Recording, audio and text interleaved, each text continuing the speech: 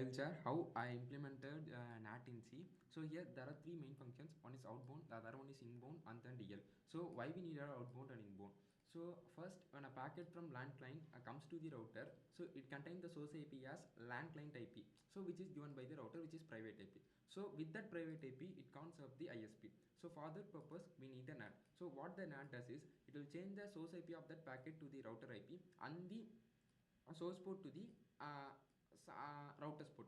So how the source port is changed? Because so it will check first the source port is available. If that source port is available, it will use that port itself. If not available, it will change that port to some random ports. So now the data will be sent to the ISP. So now we should maintain the data. So for that particular port, which source IP and source ports are mapped. So if that data is available only, when the packet from ISP comes to the router, we can know where to send. So that work inbound function does. So what it does means, so it will contain the source IP, source port, destination IP and destination. These are the input to the inbound function. So it will check the destination IP. So here the destination IP would be the router and the port number. Now from the destination port number, it will check for the destination port which source IP and source port are mapped. So then now it will change that destination IP to that source IP and destination port to the source port. This is the inbound function does. So now DL does, it will just display the list. So the data, simply the data, it will just display all the data if we call the DL function. So now the input parameters, so now the input arguments are source IP, source port and destination IP and des port. Once the outbound function is called, so what it does means, so first now changing the source IP will be very easier because we are just swapping the source IP with the router IP.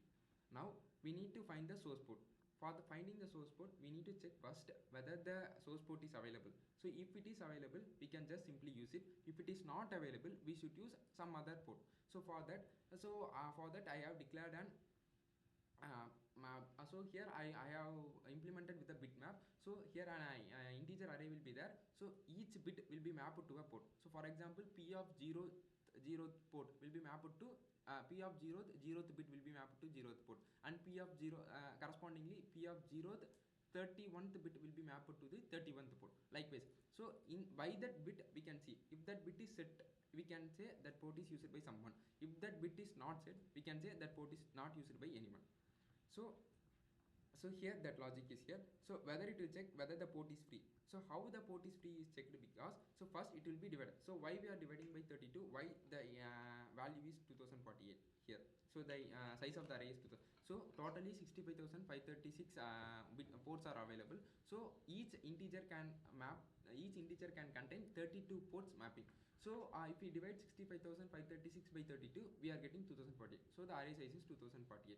So now how we are checking whether the port is free? So first we need to find the index. So for finding the index, we can just divide the particular port by 32. So that would be the index. In that index, which bit, so we need to find. So for that we can find the remainder. So if we find the remainder, for example, the input is 65. So if the input is 65, so first we need to find in which index the map will contain. So if we divide 65 by 32, so it will give an integer 1. So now the bitmap of 65 is in the first index.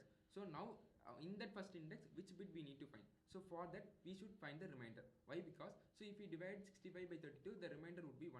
So and then in the first index, it is available in the first port. So the mapping of the 65th port is available in the first index, first bit. So by checking if it is set to 1, so we are telling that it is used by someone. If it is not set, we are saying that it is not used by any port, or say anyone.